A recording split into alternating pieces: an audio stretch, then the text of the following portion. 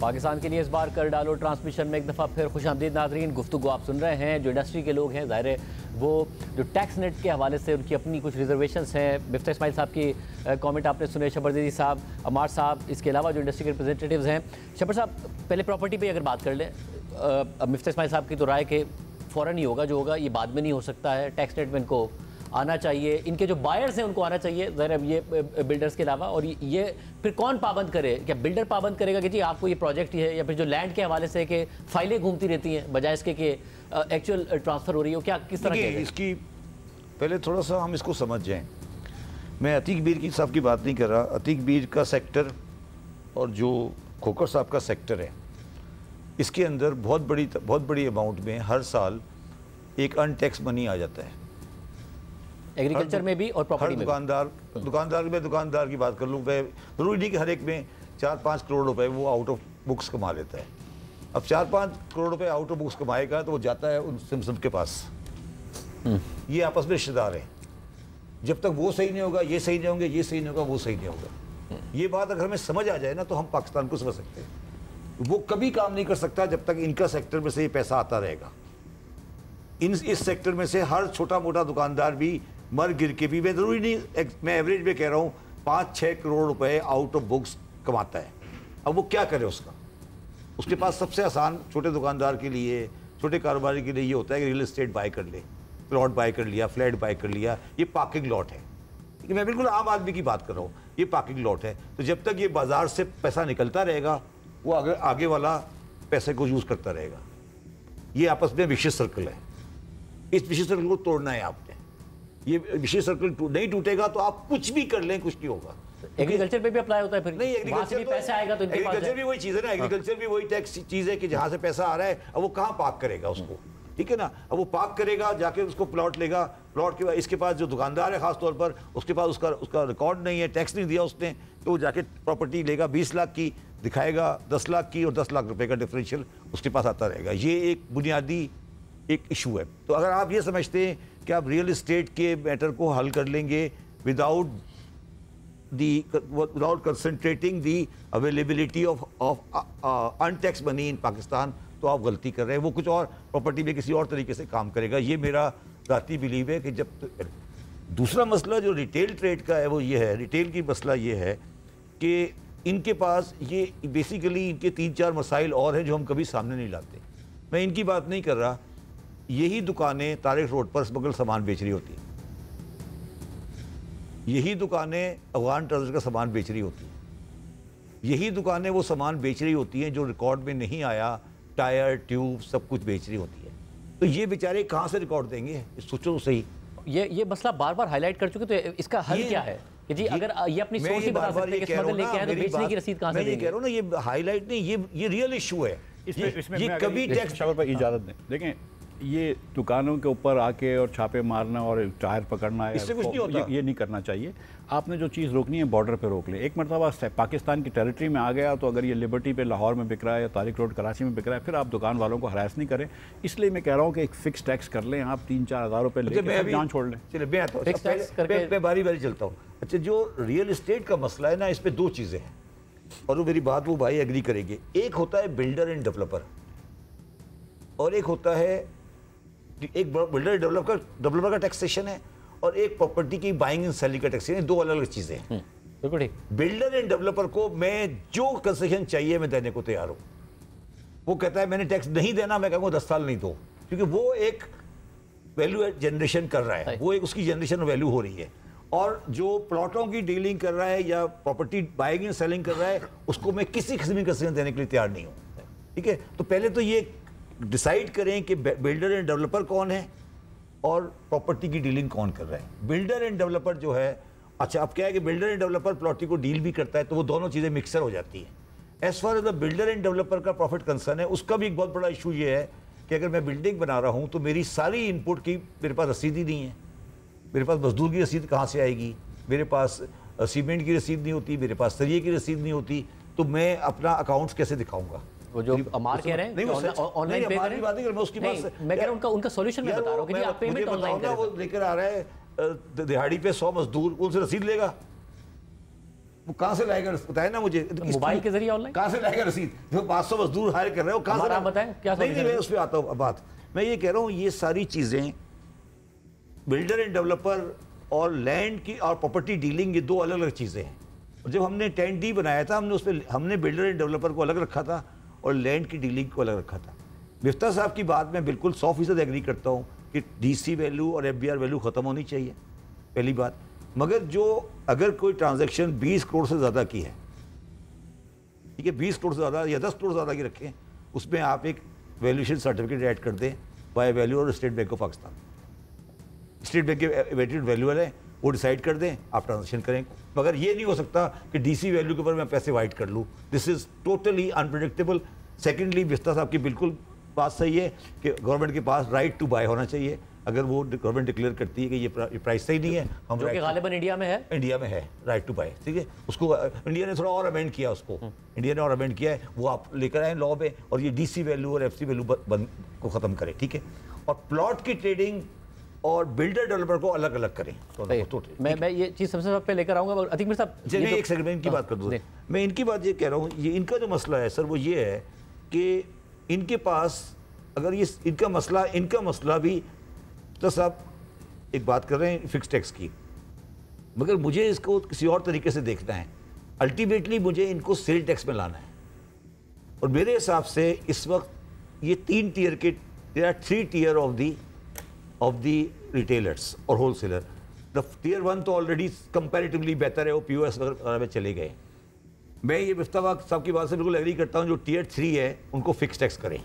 Okay, वो कोई हर्ज नहीं है, फिक्स टैक्स कर दे उनको टियर 3 को। मसला टियर 2 के अंदर है। टियर 2 जो है, जो दरमियान, जो एक not the smaller side but the bigger side also, वो tier 2 is the majority earner of the profit. मुझे छोटा वाला जो बिल्कुल दुकानदार है, मॉम एंड पॉप शॉप है, उससे ज़्यादा इंटरेस्ट नहीं है।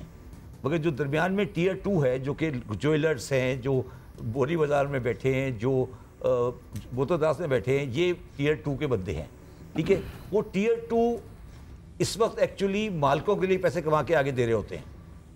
आप मिल में लॉस करते हैं और इधर से पैसे निकाल लेते हैं, ठीक है। तो टियर 2 को हमें हाथ डालना है।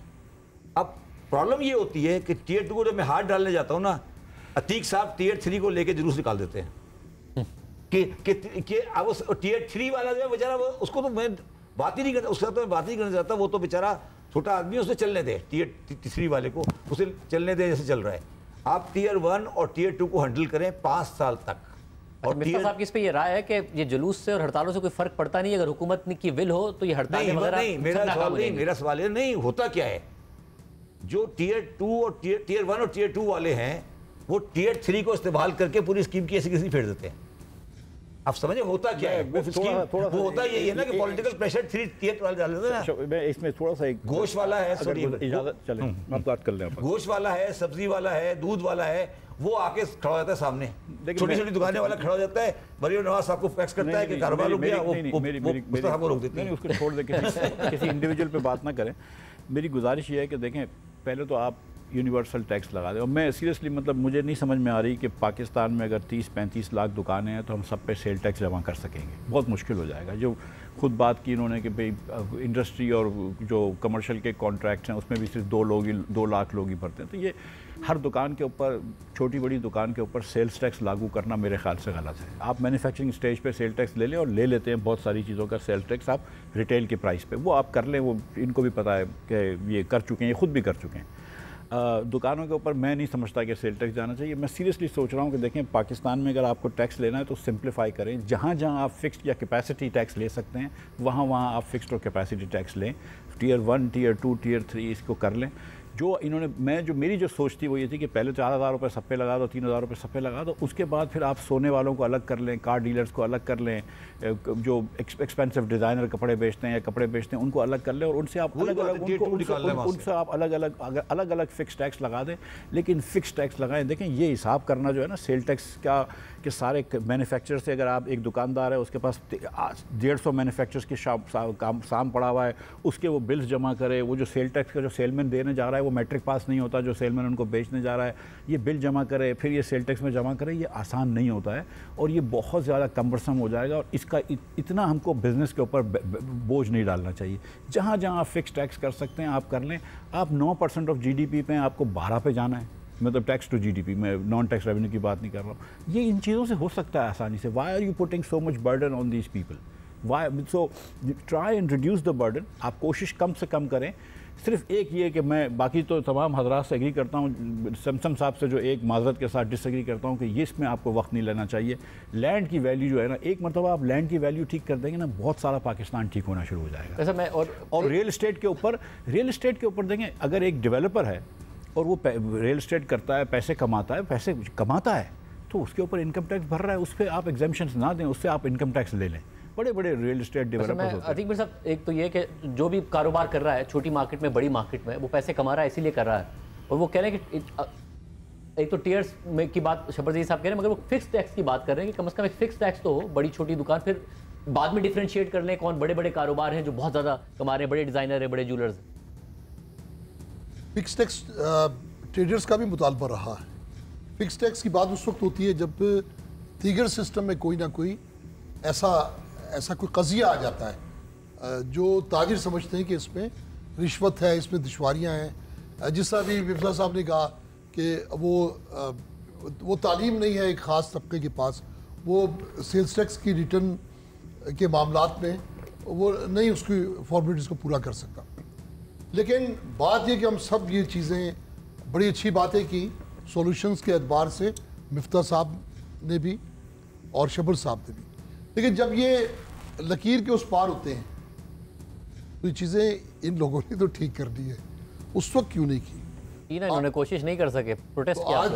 आज ये बड़ी अच्छी बातें कर रहे हैं, लेकिन जब उस तरफ थे तो ये सब काम इनको करना चाहिए था। अब हम ये बातें किसको सुना रहे हैं? कौन ठीक करेगा? अरे जब शब्बर साहब कर रहे थे तो गवर्नर हाउस में एक बड़ा वाकया भी हुआ था कराची के गवर्नर हाउस में। मैंने रियल खत्म कर दी। सब मेरी बात सुनो, जो इस वक्त वहां बैठे हैं, जो हमारी बातें सुन रहे हैं, अच्छा वो तो अभी भी कह रहे हैं हम करना चाहते हैं, वो नहीं करना चाहते, वो कर नहीं सकते। उनको जो हिदायत मिलती है वो उस इदारे से मिलती हैं जो मालियाती तौर पर पाकिस्तान पे मुसल्लत है। IMF से हिदायत मिलती है। वो अब तो वाज़े पहले तो कहते हैं IMF की किसी डिक्टेशन को नहीं मानते, अब तो साफ कहते हैं ये IMF की शर्त है, बिजली के बिलों को, बिजली की निर्ख बढ़ाना IMF की शर्त है।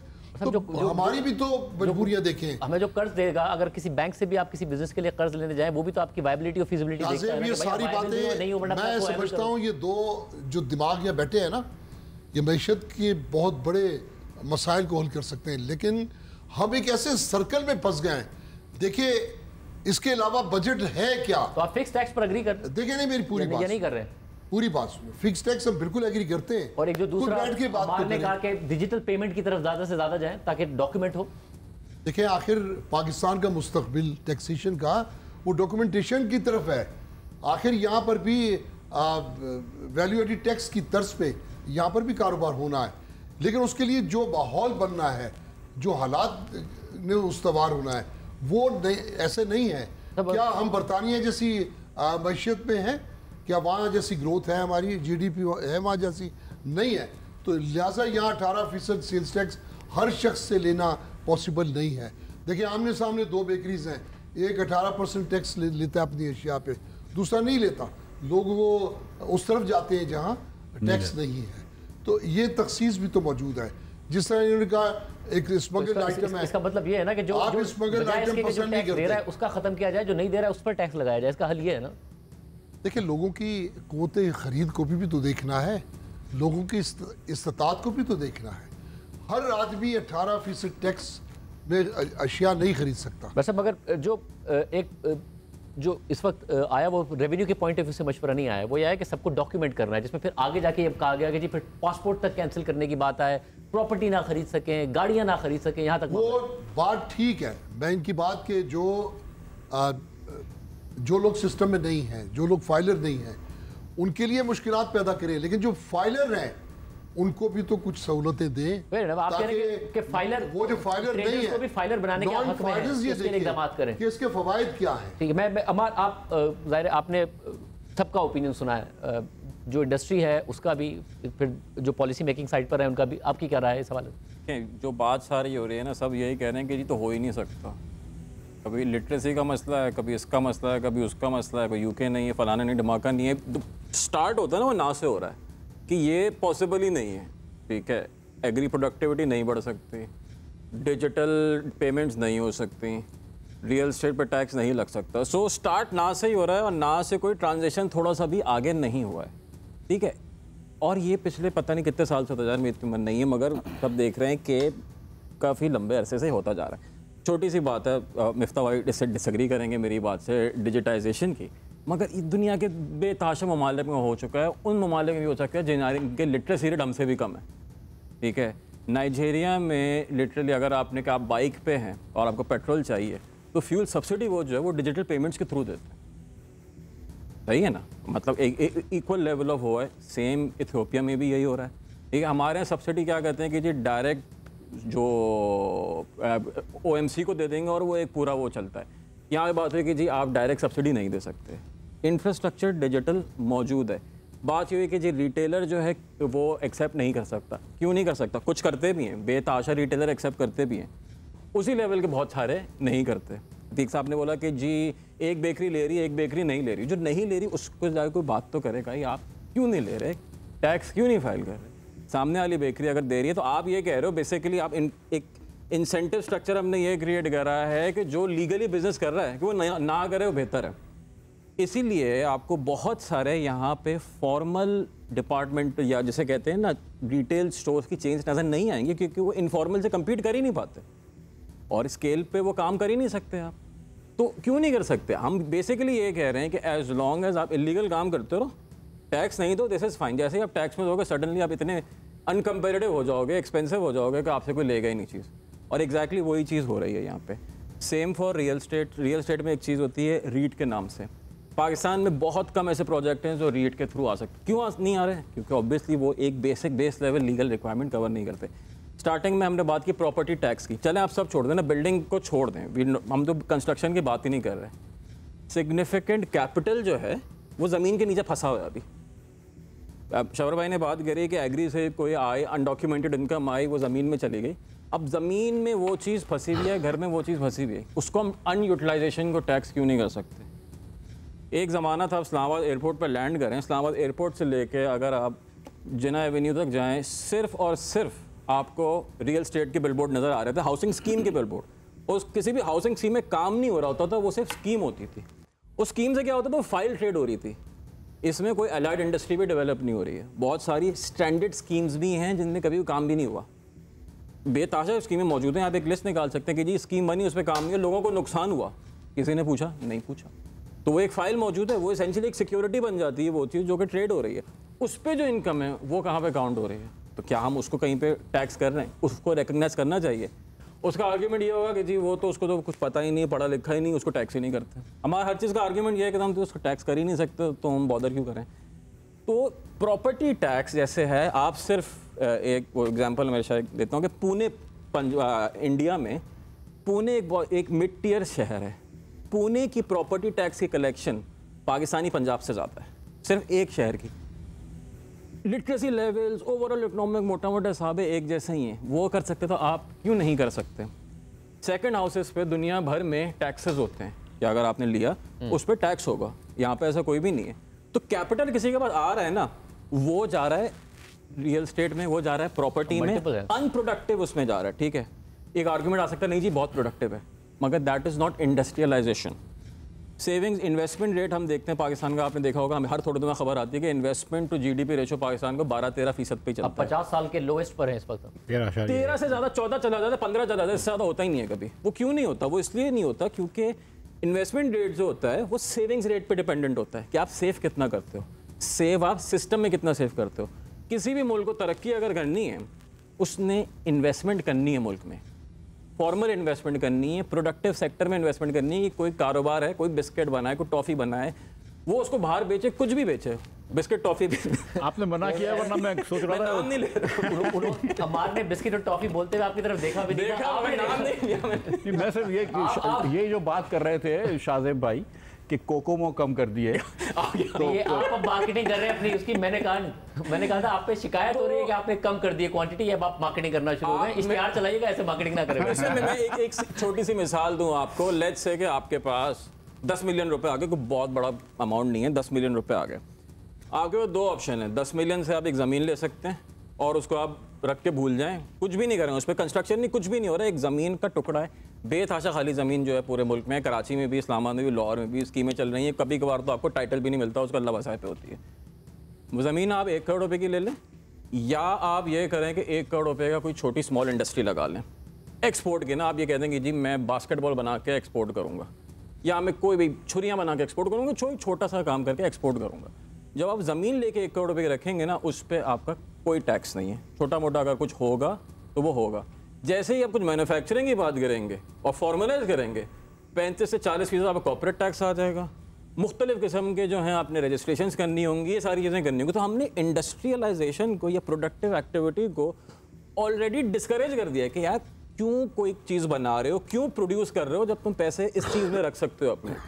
तो जो प्रोड्यूस करने जा रहा है वो रिस्क भी ले रहा है। दुनिया भर में उल्टा होता है कि आप जब रिस्क लेते हो उसका रिटर्न ज़्यादा होता है, टैक्स स्ट्रक्चर आपको बेनिफिट करता है। यहाँ पे उल्टा हिसाब है कि जब आप मार्केट रिस्क भी ले रहे हो, डिमांड रिस्क भी ले रहे हो, मगर टैक्स जो है आप सबसे ज़्यादा दे रहे हो। तो आपने इंडस्ट्री, अब ये इंडस्ट्रियलाइजेशन का देख सकते हैं, स्लोली एंड स्टेडली वो चीज़ कम होती जा रही है। और वो इसीलिए हो रही है क्योंकि आपने इंडस्ट्रियल एक्टिविटी को बिल्कुल डिसइंसेंटिवाइज कर दिया।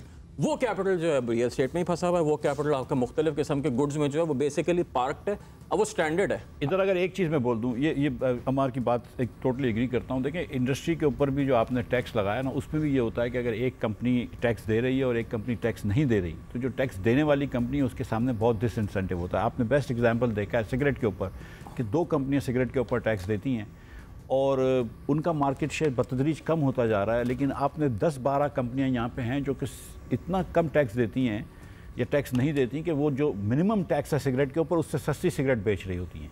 लेकिन उन कंपनियों का मार्केट शेयर, एग्जांपल हमने देखा, शब्बर साहब जब लगाने जा रहे थे तो शब्बर जी साहब के साथ क्या हुआ, कैसर साहब पूरा खैबर पख्तूनख्वा के पीटीआई के लोगों को लेकर आ गए।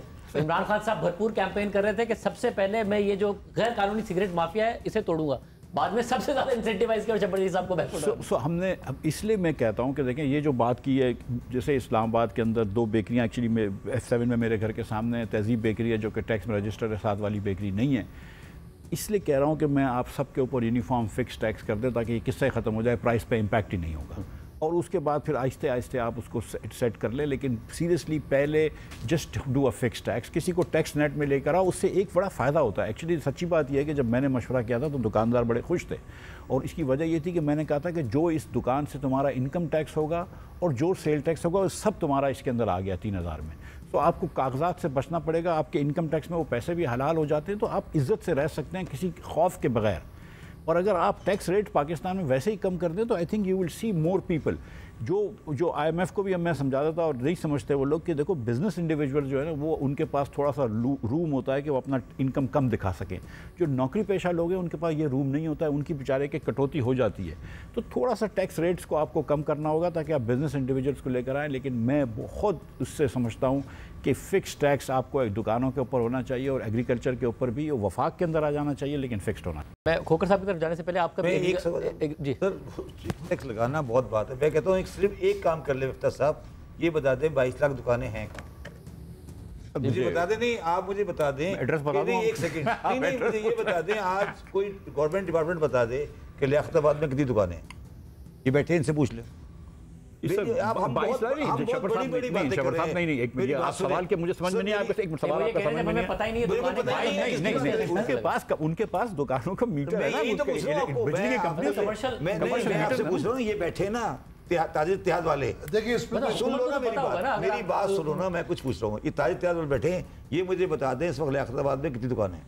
इससे क्या फ़र्क पड़ता है? नहीं, जब आप फिक्स टैक्स लगाएंगे कुछ, देखिए मेरा मकसद कहने का ये है कि ये तो हमने इंटेंशनली, पहले टैक्स लगेगा, बाद में पहले पहले आइडेंटिफाई तो दुकान होगी ना, हो चुकी है ना नहीं आइडेंटिफाई हुई। यार। बिजली का सर, बिल नहीं उनको हुई जा आइडेंटिफाई। बिजली का बिल जा रहा है ना सर यार। बिजली का बिल, यही तो समझा रहा हूँ मैं, बिजली वही यही कह तो रहे मैं थे, कह रहा हूँ बिजली के बिल के आपको, जरिए यही कोशिश तो की समझा रहा हूँ आपका, ये उसने गलतफहमी cooperate नहीं किया। है। नहीं, यही तो गलतफहमी नहीं, है। बिजली का बिजली के बिल लियाकताबाद में आधे से ज्यादा उस आदमी के नाम है ही नहीं। नहीं, मीटर लेकिन होगा। जिस उससे फर्क नहीं पड़ता, जिस दुकान सर पे भाई, बिल किसको लगाओगे टैक्स? आप बिल- हमारा फिक्स टैक्स किसको लगाओगे?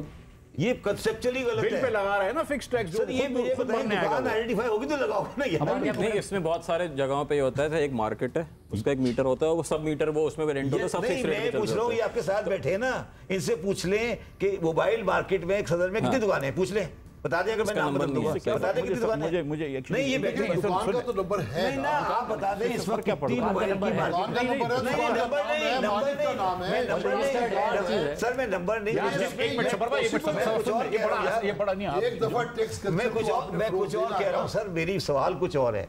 मैं कह रहा हूँ लियाकताबाद में फिक्स टैक्स लगाना है ना, फिक्स टैक्स लगाना चाहते हो ना, पहले दुकान आइडेंटिफाई होगी उसी पे लगेगा ना, आइडेंटिफाई होगी उसी पे लगेगा कि ये शाहजेब की है, यार जिसका बिल है, जिसका बिल आइडेंटिफाई नहीं है। और भाई जिसको बिजली का बिल जाता है बिजली का बिल 90% गलत जा रहा है, आप नहीं समझ गलत क्यों नहीं नहीं, रहे? जिसके ऊपर बिल जा यही रहा है तो मैंने अभी आपको नहीं, पहले यार, बात- सर मेरी गुजारिश सुन लीजिए ना, आपका जिसके पास बिल जा रहा है उसकी दुकान वो हो या ना हो, किराए पे हो या उसके भाई की मुफ्ता साहब, दुकान। यार क्या बात कर रहे हो आप? किस इसमें कौन सी दुनिया- साइज यार है? मैं वही तो कह रहा हूँ, मालिक की तो शराख्त है ना, मालिक की शराख्त नहीं है, वही शाहजेब का कारोबार नहीं है, है तो ना, शराख्त यही- है ना। सर मैंने आपको अभी बिल की जो बात की थी, वही तो मैं समझा रहा हूँ कि बिजली के 30 लाख कंज्यूमर में से 28 लाख के नाम कारोबार नहीं है। अगर साबित कर दे मुझे कि है, मतलब जिस दुकान को बिल जा रहा है उस दुकान को दुकान को नहीं है ना, टैक्स यही चला तो जाएगा। अभी बिल जाओ में ना लगा के नीचे, टैक्स चला अभी नीचे जाओ ना, पूछ लो दुकान वाले से बिजली का बिल किसके नाम आ रहा है, भाई पूछ लो जाके। जाएगा। अगर अरे उसे उसने अगर साहब दुकान चला क्या तो बिल तो कोई यार, मैं आज कर रहा हूँ ना, समझे तो सही, आप बात को समझ नहीं रहे हैं।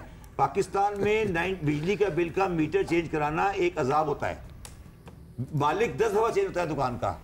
आप लोगों को बेसिक, आप हवाओं में बातें कर रहे हैं। अगर किसी और के नाम पर भी दुकान है, मैं दुकान चला मेरी रहा हूँ, दुकान बिल में दे रहा हूँ, अगर बिल में रख के फिक्स टैक्स आएगा तो मुझे अदा करना पड़ेगा। राइट वे, बिजली का बिल बिजली का बिल is the ये right 50 मरतबा ट्राई कर चुके हैं, ये नहीं टाइम होना कर रहे हैं चाहिए मजीद, इसको। ये बिल्कुल टाइम मैं- distortion है ये, उसको इसका मैं एक आखिरी जवाब बिल्कुल देने टाइम ज़ाया कर की रही है। इसका आखिरी जवाब देने की कोशिश करता हूँ, ये आखिरी जवाब की, इसके बाद फिर खबर पाए अगर समझ जाएंगे मेरी बात। जिसके नाम पे बिल हो, जिसकी दुकान हो, उससे फ़र्क नहीं पड़ता। एक दुकान पे आप बिजली दे रहे हैं ना, ठीक है, उस दुकान को आपने कहा 3000 रुपये तुमने बिल देना है, ठीक है, अगर वो नहीं देता आप बिजली काट दें, वो दुकानदार खुद आएगा जो भी चला रहा होगा कि यार ये 3000 रुपये लो और मेरे बिजली बहाल करो। सिंपल सी बात है। आपको क्या फ़र्क पड़ता है कि किसके नाम पे है, किसके नाम पे नहीं है, उसका भाई चला रहा है, उसके वालिद सर, का बिजली के मीटर सर में- मेरा जवाब तो सुन लीजिए ना आपकी, फिर शुक्रिया आपका। बिजली का बिल आप बिजली काट दें, ख़त्म हो गई सर बात है। ये लाहौर हॉल बोर्ड की नई मीर का प्रपोजल है, ये फिर ये दुकान पे क्यों जा रहे हैं, बिजली के बिल पे 10% ऐड कर दें, खत्म बात। इतनी लंबी कहानी क्यों बच कर रहे हैं, खत्म हो गई आप बात। बिजली के बिल में ही कह रहे हैं रॉकेट ना? साइंस क्या है? वही है, रॉकेट साइंस वही क्या कह रहे हैं क्या बिजली के बिल में? नहीं, बात तो है कि क्या रहे हैं ये कि बिजली के बिल के बेसिस पे टैक्सेशन कर दो, ये बेकार की बातें नहीं करें। हमार बिजली के बिल के बेसिस पे तो ऑलरेडी 50 होनी नहीं चाहिए, उससे इतनी डिस्टॉर्शन हो गई है। distortion बेसिकली हो चुकी है, ये उसका काम नहीं एक करें। फिस्कल वो बना लिया है, जो समझ नहीं आता जो बिजली के बिल मजाक पे बना लग हुआ जाता है। एज ऑफ राइट नाउ कम से कम 7 या 8 टैक्स हैं बिजली के बिल पे। ये नहीं करें। टोटल आपका 14 14 टैक्स है जी। ये मजाक बना उस हुआ पे है। आपका जो अगर समझें कि 25 से 30% तो बिजली का बिल है, वो सिर्फ टैक्सेस है। तो ऑब्वियसली वो चीज महंगी तो होनी है। कुछ समझ नहीं आने बोला है बिजली पे डाल दो सब कुछ, वो इस जो तरह करके और डिस्टॉर्शन जो क्रिएट पकड़ लिया होती है। चौकीदार को उसको पकड़ लो बस। मैं कोका ऐसे साहब थोड़ी होता है। सब आप दोनों की तरफ आऊंगा, मुझे पता है आप लोग इंतजार कर रहे हैं इस टॉपिक पे बात करने के लिए, मगर इस पॉइंट को एड्रेस करें ना, क्योंकि आप ले गए। वो कह रहे भाई बड़ा आसान है, आपने बिजली के बिल के ऊपर टैक्स 3000 रुपये लगाना है। जिस दुकान को जा रहा है, जिस दुकान को जा रहा है, वो दुकान वाला जो है उसके नाम पे हो या नहीं हो, जो भी कोई बिज़नेस ओनर तो होगा ना, वो बोलेगा यार मुझे ये रजिस्ट्रेशन दो, मैं 3000 रुपये दे रहा हूँ ताकि मेरा जो इस दुकान से इनकम है वो फ्री हो जाएगी, मेरी टैक्स फ्री हो जाएगी, तो खुद करवा लेगा। इसमें क्या मसला है, ये तो बहुत आसान कंप्लायंस है। But this is not a pro रेटा टैक्स। आप 10,000 रुपये, 3,000 रुपये, 5,000 रुपये जो भी आपने रखना है, आप वो फिक्स रखिए कि बिजली तुमको उस सूरत में मिलेगी कि तुम ये 3,000 रुपये लोगे। सिर्फ दुकानदार, यार हंसो तो नहीं ना, मैं बात कर रहा हूँ तो मतलब थोड़ी सी ये तो नहीं, आप देखें, मैं भी आपकी बातों पे हंस सकता हूँ, आप भी हंस, लेकिन मैं नहीं हंसता हूँ ना, कि अच्छा नहीं लगता, इतने इसके दायरे के बाहर है ना बात। तो आप उस पर लगा दें, वो आदमी आके खुद कर लेगा। This is not very difficult. अगर इतना मतलब तो आप कह रहे 3000 आप ऐसे ही एक फिगर दे रहे हैं, कुछ भी लगा दें, जो भी फिक्स्ड आपने रखना वो है। किस हिसाब से फिक्स करें कि क्या हम मेरा उस वक्त कैलकुलेशन था 100 रुपये पर डे, ओके 100 रुपये पर डे, 3,000 रुपये। महीने के। और यूनिफॉर्म हो, छोटी दुकान बड़ी दुकान Across Pakistan, if you have a shop and you have electricity connection, there are issues there. There are issues कि भाई दुकानदार जो है बोलेगा यार मैं अपना सोलर पैनल लगा लूँगा, दिन के अंदर दुकान होती है, या बैटरी लगा लूँगा. There are very many issues, but you have to take the first step. वो कहते हैं ना journey of 1000 miles begin with the first step. तो पहला स्टेप तो आप लेना. आप मतलब कुछ दुकानों में इश्यूज होंगे, कोई दुकान बहुत गरीब होगी, कोई नहीं कर सकेगा, उसको आप एड्रेस कर सकते हैं, लेकिन आप पहले शुरू तो करें ना. अगर आप शुरू ही नहीं करेंगे कि नहीं ये तो नहीं हो सकता, इसका बाप चला रहा है, बेटा चला रहा है, भाई कोई भी मसला नहीं है, बाप चला रहा है, बेटा चला रहा है, जो दुकानदार हम तो दुकान के ऊपर टैक्स लगा रहे हैं. We don't even care about कि बिल किसके नाम पे. ये दुकान चल रही है, हम इसको बिजली दे रहे हैं, हम इससे 3000 रुपये कम से कम इसको बोलते हैं कि टैक्स लगाओ. 1-2 साल बाद आप इसका स्टिकर बना सकते हैं कि ये दुकान अगर टैक्स में रजिस्टर्ड है तो इसके ऊपर स्टिकर लगा होगा, वही दुकान चल सकती है जिसके ऊपर रजिस्टर लगा होगा. हिंदुस्तान में भी होता है कि ठेले वाले जो होते हैं ना उसके ऊपर भी प्लेट लगी हुई होती है कि जिसके अंदर वो टैक्स देता है. सर मैं आपकी इनकी बात से डिसएग्री करता हूँ. मेरा कहना है कि पाकिस्तान में कोई दुकान भी शॉप एक्ट के बगैर काम नहीं कर सकती. आप, मेरा सजेशन है पहले साल में कोई टैक्स नहीं लगाएं. और ये सारी दुकानें, आज अतीक बीर साहब एग्री करेंगे, सारी दुकानें प्रोविंशियल गवर्नमेंट के शॉप एक्ट के अंदर आती है. एम आई राइट और रॉन्ग? बिल्कुल शॉप एक्ट के अंदर आती है. हर दुकान शॉप एक्ट के अंदर आती है. आप शॉप एक्ट के अंदर डेटा शेयर करें, ये दुकान किसकी है, और वो दुकान का डेटा मुझे दिखा दे किसी दिन, मैं कल आपको टैक्स लगा देता हूँ. प्रॉब्लम ये है कि जो शॉप एक्ट का डेटा है वो सिंध गवर्नमेंट ने कभी गवर्नमेंट के साथ शेयर ही नहीं किया. शबर साहब 90% दुकानें रजिस्टर ही नहीं है. हाँ, अब आए ना बात. हाँ, 90% दुकानें शॉप एक्ट में रजिस्टर ही नहीं है.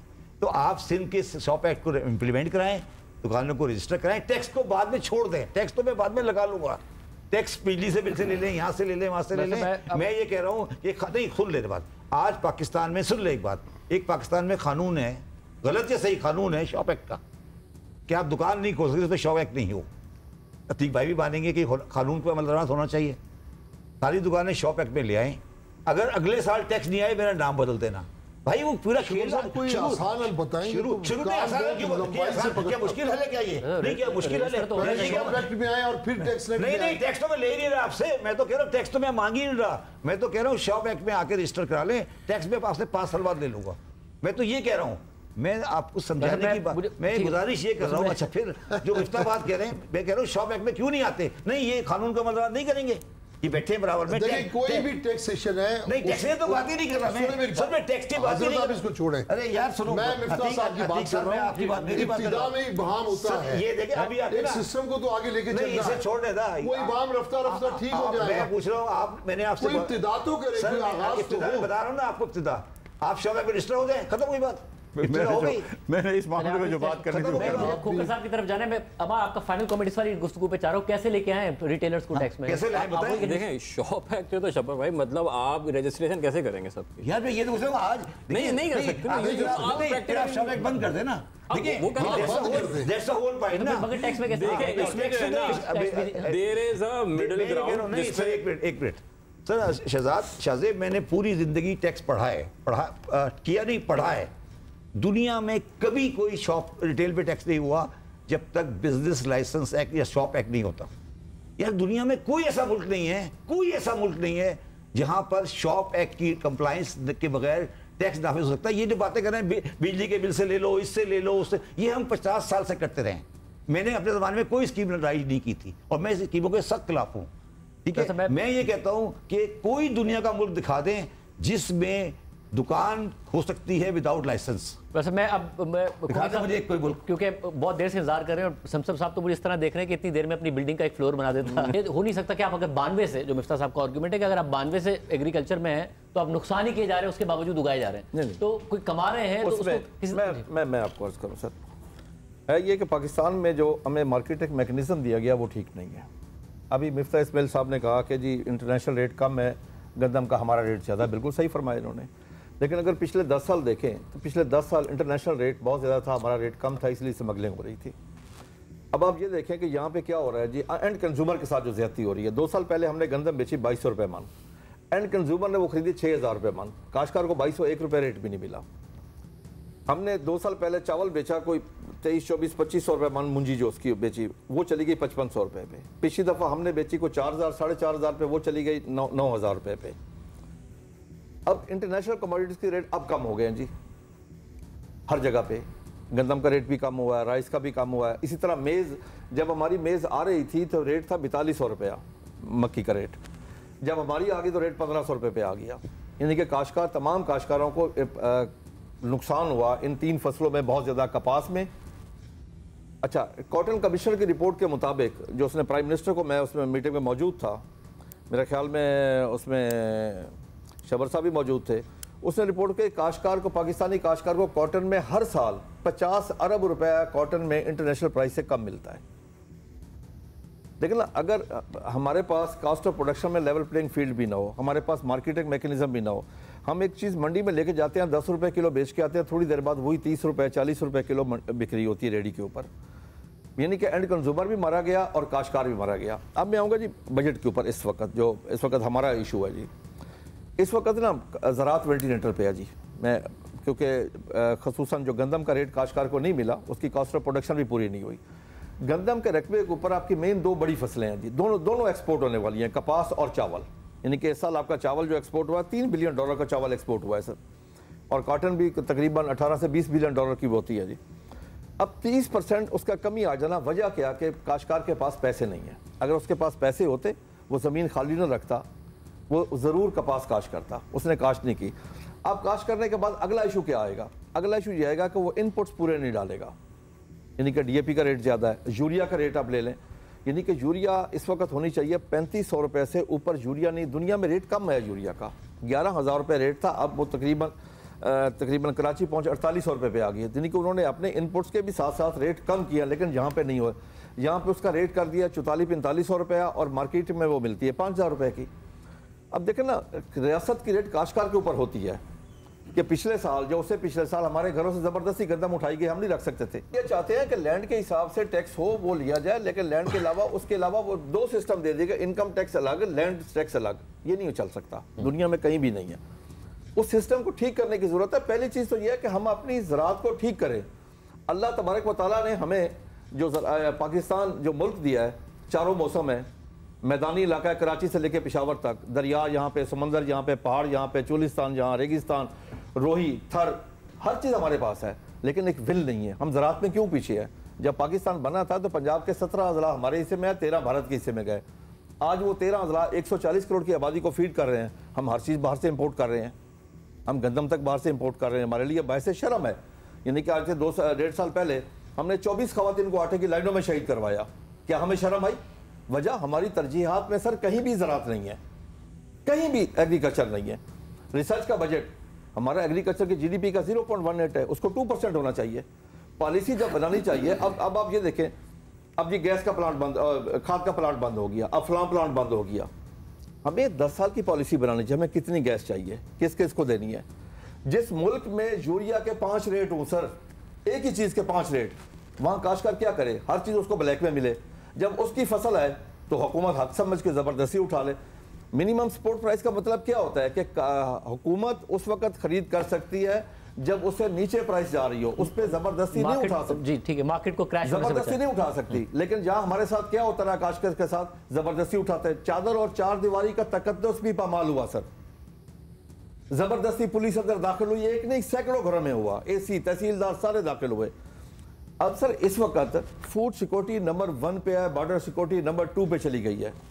हमें अपने गैर आबाद रकबे आबाद करने होंगे। जिस तरह अब लिम्स ने, SIFC ने इस पे काम शुरू किया, खुशहाल बात है, होना चाहिए। ग्रीन इनिशिएटिव प्रोग्राम को आगे बढ़ाना चाहिए, बाहर से इन्वेस्टमेंट लानी चाहिए एग्रीकल्चर के ऊपर। सर ये मुल्क इस वक्त इस तरह नहीं चल सकता जिस तरह हम चला रहे हैं। ज़राअत इस तरह नहीं चल सकती जिस तरह हम चला रहे हैं। हम जब तक बाहर से जदीद मशीनरी लेके ना, हाईटेक मशीनरी लेके ना आए, ज़राअत नहीं चल सकती। आउटपुट के हवाले से, बीज के हवाले से, इन्वेस्टमेंट के हवाले से, तवज्जो के हवाले से तो आपके एतराज़ात बिल्कुल दुरुस्त हैं, क्योंकि जो इस वक्त पाकिस्तान का एग्रीकल्चर आउटपुट है उसको इंडिया से भी कंपेयर करें तो नजर आ रहा है दुनिया। सर देखिए, मगर सर देखिए, हमारी प्रॉपर पैदावार किस में डॉक्यूमेंटेशन बढ़ी की है? जो बात की जा रही है सर, हमारी पैदावार किस में बढ़ी है? मेज़ में पैदावार बढ़ी है। क्यों बढ़ी है? कि हम सीड बाहर से लेके, हाइब्रिड सीड लेके। चावल में पैदावार बढ़ी है, 30 मन से उठे हम 120 मन पे चले गए। हम बाहर से सीड लेके आए, हमने खुद किया जी। हमने इसके ऊपर जहां से 15,000 अरब की प्रोड्यूस लेते हैं, वहां पे इन्वेस्टमेंट क्या होती है? देखिए ना, टेक्नोलॉजी और आपके जो मसाइल है उसे हल करना एक एस्पेक्ट है, जिस पर तो मेरा ख्याल है किसी को डिस्प्यूट ही नहीं है कि पाकिस्तान में प्रोडक्टिविटी बढ़नी चाहिए, चीजें बेहतर। डॉक्यूमेंटेशन एक अलग एस्पेक्ट है। मैं आपको अर्ज कर रहा हूं, मैं खुद फाइलर हूं जी, उसको मैं चाहता हूं उसको हल करके हर एक को फाइलर बनाए। मैं इस मुल्क का रिहायशी हूं, मुझसे ज्यादा मुहब्बे वतन भी कोई नहीं है, ये भी मैं आपको अर्ज कर दूं कि मैं अपनी जमीन का टुकड़ा उठा के किसी दूसरे मुल्क में मुंतकिल नहीं कर सकता। मेरा जीना पाकिस्तान में, मरना पाकिस्तान में, औलाद इधर, जायदाद इधर, तालीम इधर, सेहत इधर, मेरा ईमान भी इधर है। मैं खुद चाहता हूं कि सिस्टम ठीक हो, तो ज़राअत भी तो ठीक होनी चाहिए। ज़राअत मुनाफा बख्श और बाइज्जत कारोबार भी तो होना चाहिए। ये कौन सा तरीका है कि हम यूरिया लेने के लाइनों में लगे हों? ये कौन सा तरीका है कि मेरे काश्तकार दिन रात बैग लेने के लिए, बारदाना लेने के लिए गंदम का पूरी रात वहां बैग के लाइनों में लगे रहे और हुकूमत ऐलान कर दे कि हम खरीद नहीं कर रहे? एक कमिटमेंट की है हुकूमत की जो कमिटमेंट है। एक बच्चे ने झूठ बोला अपने बाप से, तो उसके बाप ने कहा बेटा मुझे इस बात का अफसोस नहीं, तूने झूठ बोला, अफसोस इस बात का मेरा तुमसे एतमाद उठ गया है। अगर हुकूमत ही अपनी कमिटमेंट पूरी ना करे तो फिर कौन पूरी करेगा? हम किस पे एतमाद करें? आप यकीन कर रहे हैं कि इस वक्त काश्तकार के जज्बात का मैं लफ्जों में इकट्ठा करके आपको नहीं बता सकता कि काश्तकार इस वक्त छोटा खुसूसन काश्तकार वो बेचारा कितनी तकलीफ में है। न इस वक्त उसके घर के हालात अच्छे हैं, न खेत के हालात अच्छे हैं, न उसके बच्चों की तालीम के हालात अच्छे हैं, न सेहत के। ऊपर क्या हो रहा है जी? ऊपर यह है कि किसी काश्तकार ने कुछ साबका बकाया वापडा का गिरफ्तारियां हो रही हैं। एक तरफ उसकी जिनस नहीं बिकी, उसके पास पैसे नहीं आए, काली पाकपत्थर में गिरफ्तारी हुई, काश्तकार रोड के ऊपर थे। हत्ता कि हमने सर मैं आपको अर्ज करूं हमारे साथ हो क्या रहा है जी? मैं केस उठा के लेके गया हूं सर इस्लामाबाद 2016 में।